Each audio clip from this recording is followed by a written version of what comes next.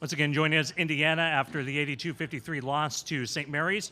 With us in the postgame press conference is head coach Mike Woodson, along with student athletes Jordan Geronimo and Trayce Jackson Davis. Coach, will begin with an opening statement from you.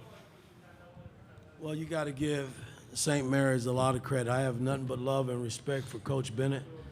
I thought his team really competed at a much higher level than we did tonight, and just means we got to go back and get busy this summer and get better. But it was a great run for our ball club this season, getting back into the big dance, and now we gotta build on it for the future. That's what it's all about at this point. Right here in front. Dustin DePierac, Bloomington Herald-Times. Trayce, Jordan, obviously we asked a whole bunch of questions yesterday about travel and tired legs and everything like that. Obviously at the time you didn't want to talk too much about that, but after having been out there really experiencing it, did you guys notice a difference in your legs and your stamina once you were actually out there? I feel like we started off pretty good, pretty solid. Then towards the middle of the game, they started hitting shots. We weren't up on ball screens. I don't think it had anything to do with legs. I mean, obviously when you start playing a lot of minutes, you get tired regardless. But I just think that overall they were a sharper team than us today. They hit their shots, they ran their offense, and yeah, they're overall a better team. Yeah, Kevin Brockway, CNHI Indiana. Trayce, this is going to be another offseason where you're going to have to make decisions about your future. What will be your timetable in that regard, and what are going to be some of the factors in terms of whether to return or go elsewhere? I'm not really worried about that right now. Right now I'm just going to worry about just being with my teammates, just being in the moment. I'll talk to Coach Woodson like I did last offseason, and then we'll go from there. So preparation and everything that I do, but I'll have a plan and set, but there's no timetable right now. Zach Osterman, Indianapolis Star. I guess for Trayce or Jordan, either one, but Trayce talked about they kind of started hitting some shots and things just maybe weren't sharp defensively. Just, I guess, what was it that you felt you couldn't get sharp again, that you couldn't just kind of find? Because you guys have been good at kind of adjusting to runs, particularly in the last few weeks, adjusting to teams' runs. What wasn't sharpening back up defensively, I guess? I think just overall it was our defense. We've been really, really good on the defensive end of the floor, and tonight we just didn't have it. We didn't have that spark. I mean, we're letting guys dribble drive past us, screen and rolls, open layups, and just not being tough at the rim. It was just stuff of that nature where we make it hard for teams, and tonight they really dictated to us, and we didn't punch back. Jim Coyle, Indiana Sports Beat. Jordan, you were a big part of the last few games for Indiana this year. What have you gained going forward that you can use? I just gained, I guess, a lot of confidence in myself, just knowing that I'm able to provide and help my team win. And just being able to work with my team is always a good experience, and it was a good experience. Trayce, Tom Bruce, Sports Illustrated, Indiana. I know it's just a 40-minute game, but can you talk to how well they played against you guys, though, too? Yeah, I mean, I bet you that they started scouting us right when they saw when they were playing. We had a game to worry about it with Wyoming, so I think that they had a really, really good game plan going in. They doubled. They came from the backside in the post. They watched my spin-offs, and then we couldn't hit anything, and they were making their shots. So they had an excellent game plan, and they executed it very well. So it's props to them because they deserve to win that game. Gracie Barr inside the hall. Coach Woodson, Coach Bennett said that he knows you won't use it as an excuse, but that you guys were dealt a really tough situation. Can you just speak to how proud you are of these guys in this last week, given the situation? Again, I've never been a coach. You know, you guys don't know me that well. I've never been a coach that makes excuses. You know, I had to do better tonight to get these guys. You know, I mean, and I give St. Mary's all the credit, man, but I thought tonight we just didn't have it, and I know we're a much better team than we showed tonight, and that's on me. But traveling had nothing to do with it. I mean, it's what it is, man. We're happy to be in the big dance and getting this opportunity. So, you know, I can't point the finger at that. I thought that they were the better team tonight, man, because we were a step slow in everything we wanted to do from a defensive standpoint. Andy Dekoff, Portland Tribune. My question's for Coach Woodson. As the first season wraps up, it may be a little too soon to have enough context on it, but what are your reflections just after your first full season now being at Indiana? No, it was great to come back, man. I mean, my AD, Scott Dawson, giving me an opportunity to take this job on meant a great deal to me and my family and all the people that have supported me all these years at Indiana and just around the country, man. It was great. But it was all about these players, man. I mean, they made a commitment to let me coach them.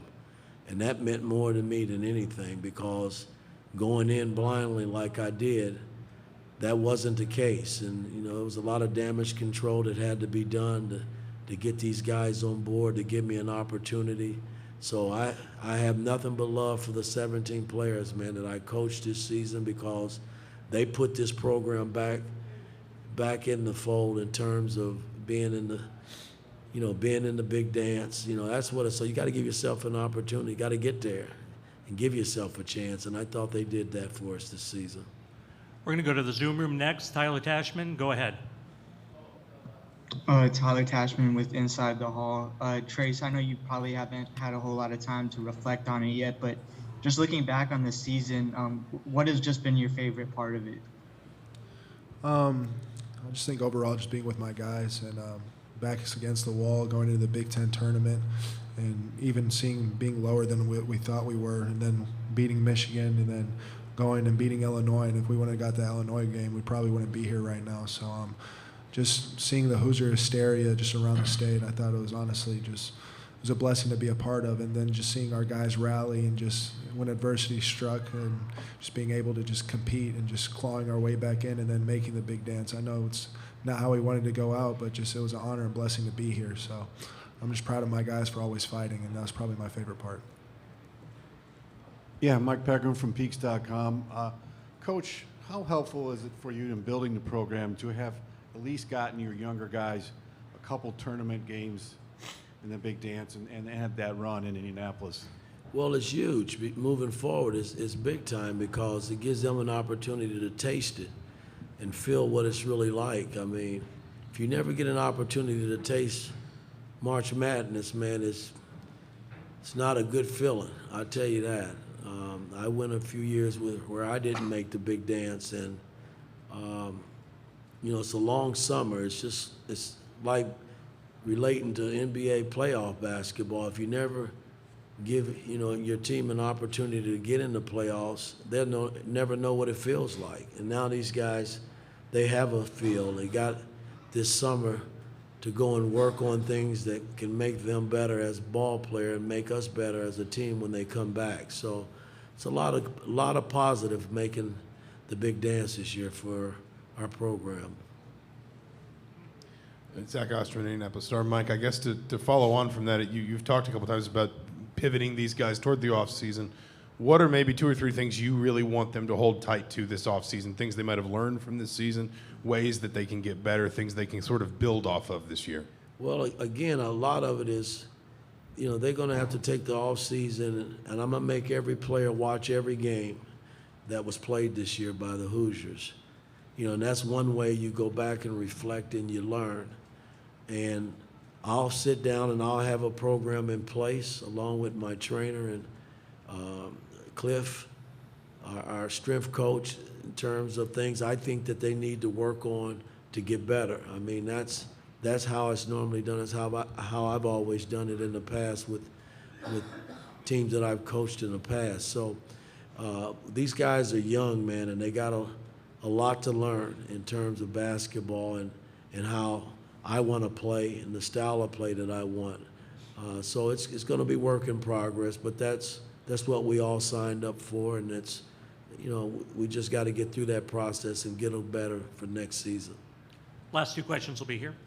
Jeff Rabjohns, Peegs.com. Mike, this is for you. What are the 3 or 4 areas that you feel you guys need to be better as far as play on the court? Is it shooting? What 3 or 4 things would you pick? Well, shooting is a big part of it. I thought our defense carried us, guys, and we didn't shoot the ball extremely well this season. You guys know that. You watched us play. And we got to get better in that area. I'd be foolish to say we don't, because we do. And You know, we got to be better on the wings from a defensive standpoint. But you know, again, these are things that I got to go evaluate once I get back and sit with my coaching staff and just see where we are as a ball club and just start trying to piece it all back together for next season. Last question. Yeah, Coach Mike Schumann with the Daily Hoosier. You said you're going to have them go back and watch every game again. When they watch the games from these last 8 days, and specifically like the Illinois and the Michigan games, what do you think they can pull positive from those? What are you really proud of this team that they did in those games that really stood out and they can build on? It's just the level of play. I mean, you know, I thought, excluding tonight's game, the Michigan game, the Iowa game, the Illinois game, they really forced us to really play at a high level, and that's how it should be. You know, I mean, you know, I flipped that. You know, teams shouldn't have to force you because, you know, you should develop a team that way that want to play at a high level. And I thought, you know, we were kind of in desperate mode coming into the tournament because we knew if we didn't win a game, and it took us 2 games to get in. I think if we had just won the Michigan game, I don't think we would have got in. I truly believe that. So, I mean, the pressure was really on this young team, and these guys stepped up and they did what they had to do to get us to this day. And so it's something to build on, man. It's all positive, I think, moving forward for our program, but we do have to get better. Gentlemen, appreciate your time. Thank you, and congratulations on a great season. Good job.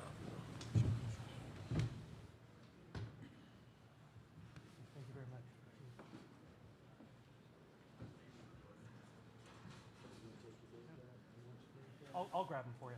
I'll give him to JD. So, hey, thank you very much. Coach, thank you very much.